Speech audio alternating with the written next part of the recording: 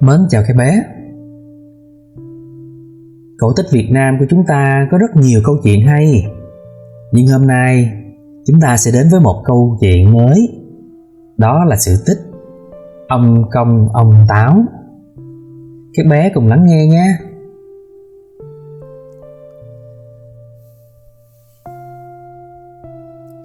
Ngày xưa có hai vợ chồng son nhà nghèo sinh nhai bằng nghề làm thuê làm mướn. Tuy nghèo nhưng họ rất yêu nhau. Thường buổi tối sau khi đi làm về, hai vợ chồng ngồi bên bếp lửa hay dưới ánh trăng kể cho nhau nghe những câu chuyện xa gần mới nghe được, hay hát những câu chuyện tình duyên, có khi vui vẻ quên cả cơm nước. Một năm trời làm mất mùa, hạt gạo kiếm rất khó khăn. Tình trạng đói kém diễn ra khắp mọi miền. Hai vợ chồng theo lệ cũ đi tìm việc ở các nhà giàu, nhưng chả mấy ai thuê nữa. Người vay công lĩnh nợ thì đông, mà gạo lại rất khan hiếm, nên khó chen vào lọt.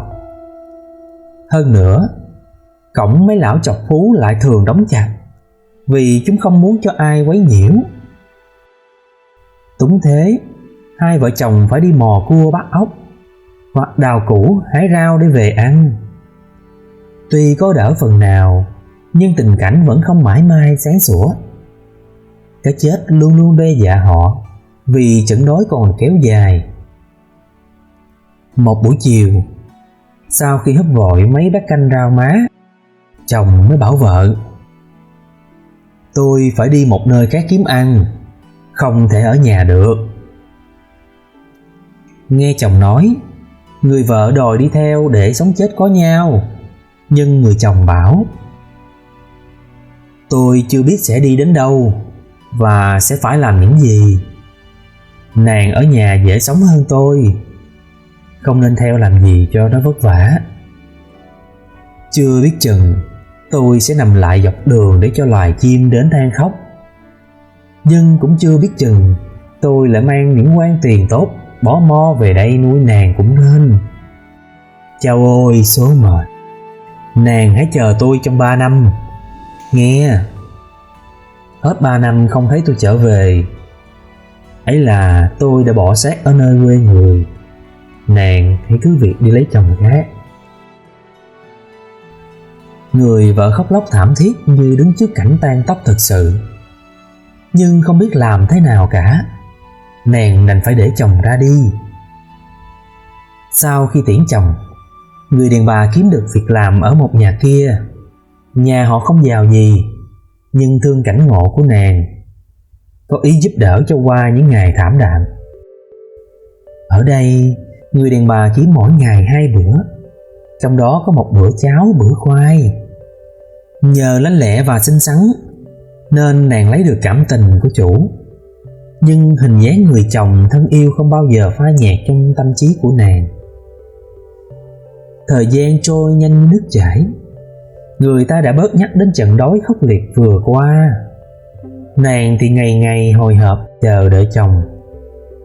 Nhưng cây bưởi trước sân đã 3 lần trổ hoa, mà chồng nàng vẫn không thấy tấm vàng. Giữa lúc ấy, người chủ đã từng bao bọc nàng trong lúc đói, vừa mất vợ, sẵn có tình cảm với nàng. Người ấy ngỏ ý muốn được nối duyên cùng nàng. Nhưng người ấy đâu hiểu được nỗi lòng của người thiếu phụ. Câu trả lời của nàng là: "Chồng tôi hẹn tôi trong 3 năm sẽ về. Đến bây giờ tôi mới tin là chồng tôi đã chết. Vậy cho tôi để tan chồng trong 3 năm cho trọn đạo." 3 năm nữa lại trôi qua một cách chóng vánh. Không tin tức cũng chẳng có một lời đồn về người chồng. Hàng ngày, những buổi chiều tà, nàng vẫn đăm đăm nhìn bóng người đi lại trên con đường cái. Và rồi nàng khóc cạn cả nước mắt. Người đàn ông đã giục nàng quyết định. Một là chồng nàng đã chết, hai là còn sống nhưng đã lập gia đình khác ở một nơi xa xôi hẻo lánh. Đằng nào nàng cũng khó mong được tái hợp. Âu là cùng tôi lập một gia đình mới, Sức của tôi và của cải của tôi đủ để đảm bảo cho nàng sung sướng trọn đời. Nàng sửa lại vành khăn trắng đã ngả màu, cảm ơn hậu tình của anh ta và xin trốn chờ cho thêm 1 năm nữa. 1 năm nữa lại trôi qua, không mang lại được một tin tức gì mới mẻ. Lần này nàng mới tin là chồng mình chết thật. Sau một bữa rượu cúng chồng và đãi họ hàng làng xóm, nàng đến ở cùng người chồng mới. Đột nhiên sau đó 3 tháng, người chồng cũ xách khăn gói trở về quê hương. Chàng không có vẻ gì khấm khá hơn trước, chỉ ôm một hy vọng là được gặp lại người vợ yêu. Nhưng vườn cũ nay đã thuộc về chủ mới, chàng lẩm bẩm. Thế là hết, bởi số cả. Việc người đàn ông đột ngột trở về làm cho mọi người ngơ ngác, nhất là đôi vợ chồng mới cưới không còn biết ăn nói làm sao bây giờ.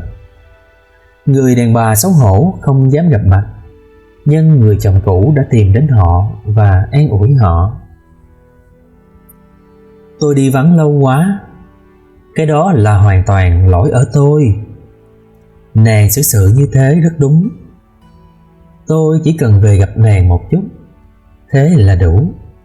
Bây giờ tôi sẽ đi khỏi nơi này mãi mãi. Mặc dầu người vợ này nỉ hết sức, mặc dầu người chồng mới xin trả lại vợ, nhưng chàng nhất quyết nhấc áo ra đi. Chàng không nỡ phá hạnh phúc của họ, mà chàng cũng không có ghen đi đâu xa, vì không thể quên được vợ cũ. Băn khoăn dằn vặt hành hạ tâm trí chàng, đầu tóc rối như mớ bồng bông.